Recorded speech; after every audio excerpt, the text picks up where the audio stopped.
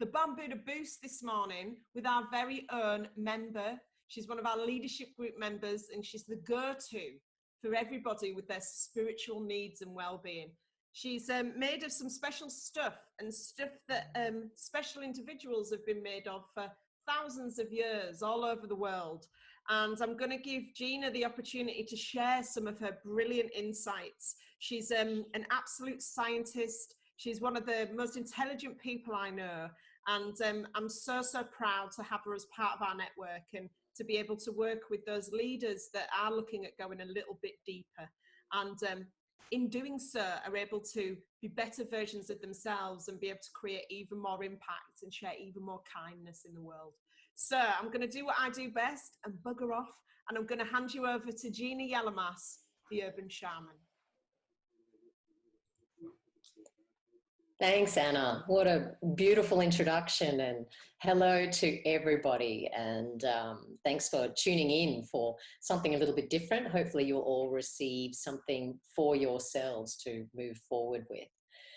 So where I'd like to start is a little bit about me. We don't have a lot of time, so I'd just like to touch on a little bit of my story, moving through a lot of my own personal journey, which is a whole book that is being written at the moment.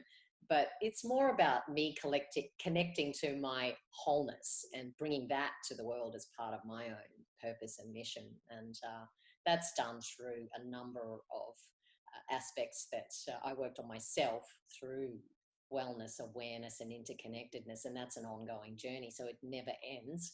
But the ability to bring that to you and everybody around me through this self-leadership is the true power and accessing that higher potential.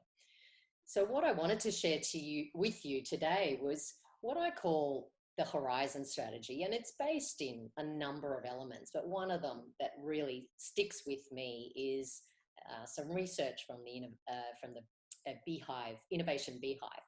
And they've done a lot of research. Many people have done many research papers on leadership in disruptive times, but this one particularly stood out for me because it really lands the aspects of true understanding of what is going on in terms of our inner and outer worlds. We do need to lead with the head, heart, health, and what they call habit and history. And what I've done is translate that to the aspects of how I work. And it's interesting that there's a lot of correlation here, because when these are all merged, they really help us move into wholeness. And this is a constant expanding and contracting of our energetic state and our understanding and harmony within us. So when I talk about leading with wellness or health, that's H1, I call it, Horizon 1. And when we actually start to understand the true harmony within us in the cellular level, in that DNA level, we can start to feel that within our bodies. And that helps us to merge aspects of head, heart, and the gut, which is all to do with wellness and health. And so that then leads to a deeper awareness of who we are. And that then is H2, what I call Horizon 2. And that, when we talk about habits that happen between these circles that I'm showing you of wellness, awareness, and interconnectedness, the H4 is the habit. And when we are actually aware of our patterns, our understandings, our beliefs, our feelings, everything that starts to connect who we are beyond a physical into a more energetic state, interconnectedness then comes in. And that's that H3, which is really bringing all of those aspects in. So even though I call them H2, H3, H4, and then there's wholeness that happens, they are constantly in motion. And that motion is energy in motion. So that gives you a little bit of an understanding of the horizon strategy and how that works. And it's a constant cycle that is helping us with an understanding of wholeness. And there's a whole lot more to that, but this is just touching on just the first part of where we're moving. And now I'm going to dive a little bit deeper in each one with the wellness itself. And this is where we're merging the aspects of that head, heart, and gut. And there are many aspects to us. And I come from a traditional Chinese medicine background, energetic background in energy medicine, as well as doing an integrative medicine degree at the Quantum University at the moment. So there's a lot of aspects that I'm trying to bring together to help people understand the beauty as well as the wholeness of who we are energetically, because the dense body itself is energetic, but so is our fields, the emotional, mental, spiritual, physical fields around us. And there is some new science out there which goes very deep into understanding how all these parts of us connect. And that's the deeper interconnectedness that happens.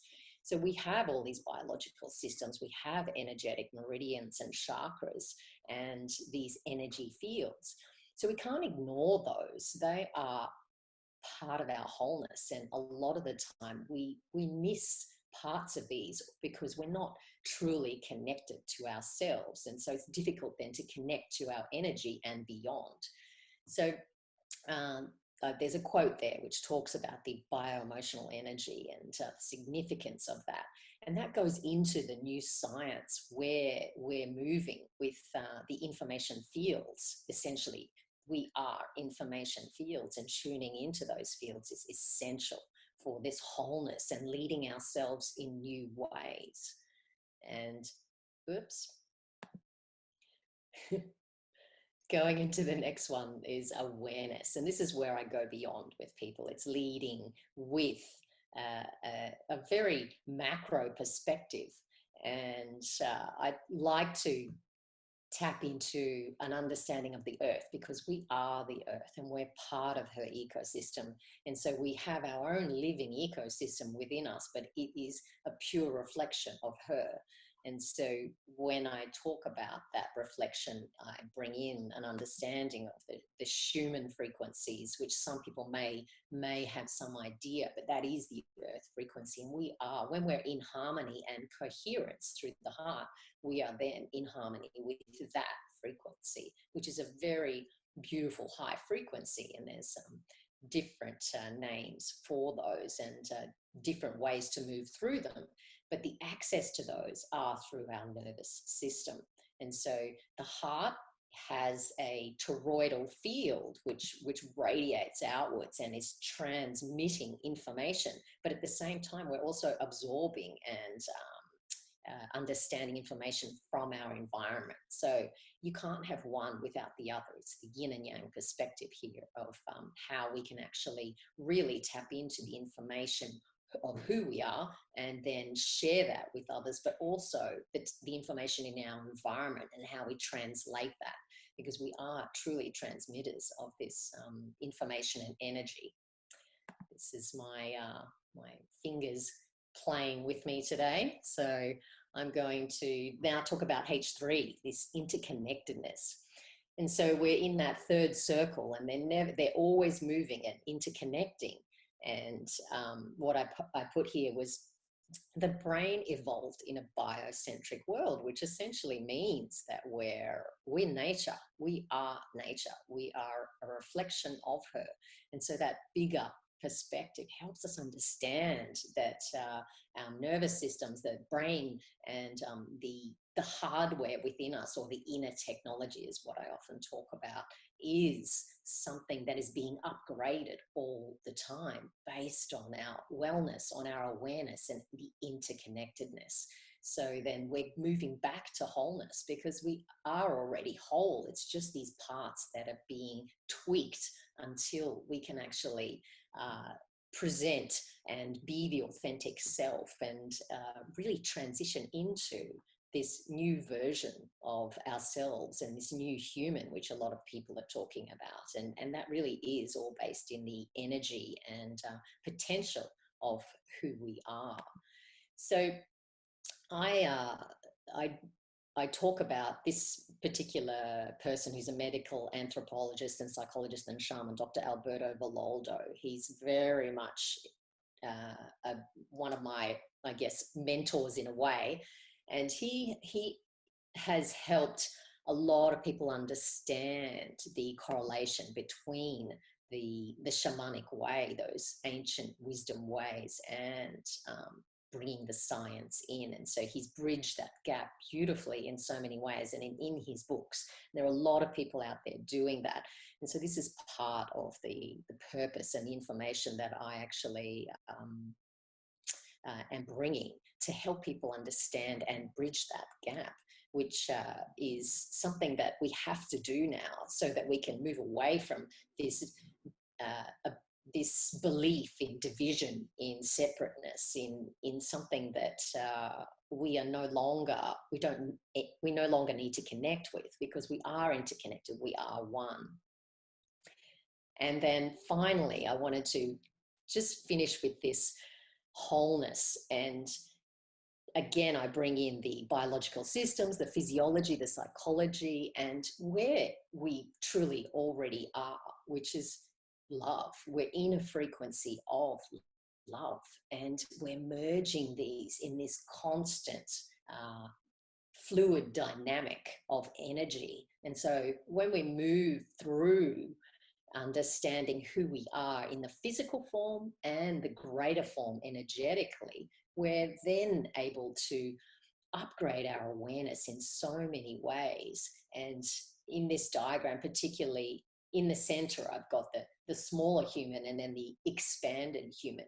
And so although we're moving to the wholeness of who we are, and we are already there, there's this constant journey that's happening of this morphing of who we are through our beliefs, through the way we look after ourselves and lead ourselves and understand ourselves, and then how we build that relationship with ourselves first to really express who we are authentically and bring that to the service that we're moving into as we grow and expand.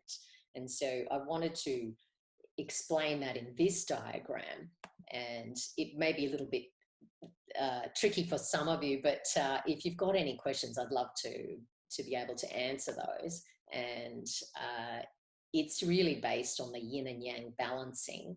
And when we balance these aspects of who we are, the above and the below, the earth and the sky, depends on which school of thought you're coming from, the psychology and physiology, which is the very much the science-based, and the biological aspects of who we are, bringing harmony.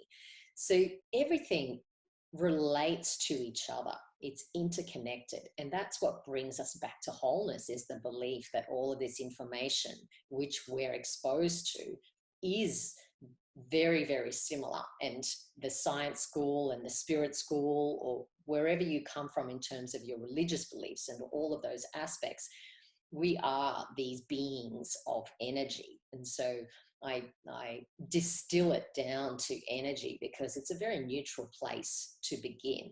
And so I love the fact that we can talk energetically, and there's universal laws and there's nature's laws, and those have been around forever. And bringing that into self-leadership and an understanding of regenerative leadership really does help us to go beyond a lot of the aspects of emotion and not believing in our true potential. So that's where I start when I am talking about balance and beyond, and returning to the wholeness of who we are. So that's me. I just wanted to finish with any questions, if anybody's got any questions at all and wanted to talk about anything. But essentially what my whole premise is is believing in the fact that we're all alchemists and forces of nature, and we're all here to get into that space of balance and move beyond. And so that's my mission, and I'd love to share that with everybody who really resonates with that. And ultimately, I wrote here, your inner balance sustains your outer presence. So if anybody's got any questions, let's move forward. Yeah, and I think having spent some time with you, Gina, over the past year or so, and met a lot of the people that have had the opportunity to go through your programs, you can see the difference in well-being and massively within themselves, and also how they fit into the world and how they can serve the world. And I think that that's something I've certainly learned from you over this time and this period. Has anybody got any questions for Gina? Any thoughts? Like, what are your thoughts after what we've just learned about there? Anything at all? And I think that understanding of going deeper in the yin and the yang is a really interesting concept around that masculine and feminine. And something that I see a lot with the leaders that we work with is, you know, how do we get that balance right? And I'm a nice combination of the yin and yang as a human being. You know, generally would probably sit as one of the individuals in the tribe that would be connected to both sides of the masculine and feminine. So could you kind of unpack that a little bit? Because we do see a lot of women tend to gravitate towards the kindness, towards what would we consider the soft skills in leadership. And how do we get the yang? How do we empower and engage the yang and the masculine side of leadership to see the benefit of going a little bit deeper and of connecting in a more spiritual way and working towards better balance in the workplace? What would be your advice on that, Gina? Yeah, so specifically when I'm working with people, it's really, I do a lot of questionnaires and investigation and appreciative inquiry, many things that we move through, and it's very intuitive as well as feeling based. So when I'm working with people, the masculine and feminine is something that is the foundational elements of how we operate each day. And those aspects can be embodied in so many ways because it's an energy. The feminine energy, the yin energy, is softness. It's the flow, the intuitive side, and very much the inspiration and what comes through that is then transferred into the masculine to be activated through action, through leading yourself forward. And so this guidance that comes through helps us then balance. When that masculine and feminine are balanced, they are in harmony and they work together like a dance. It's like the tango. And I don't know if anybody's done dance lessons, but you can understand how that beautiful blend of softness and strength that comes through in the yin and yang really moves you forward with grace and presence. And so in terms of the qualities that then, and the values and the I guess the virtues that we have that can be expressed through us, they come naturally through us. It's not meant to be difficult. We then become who we choose to be because we're in that flow.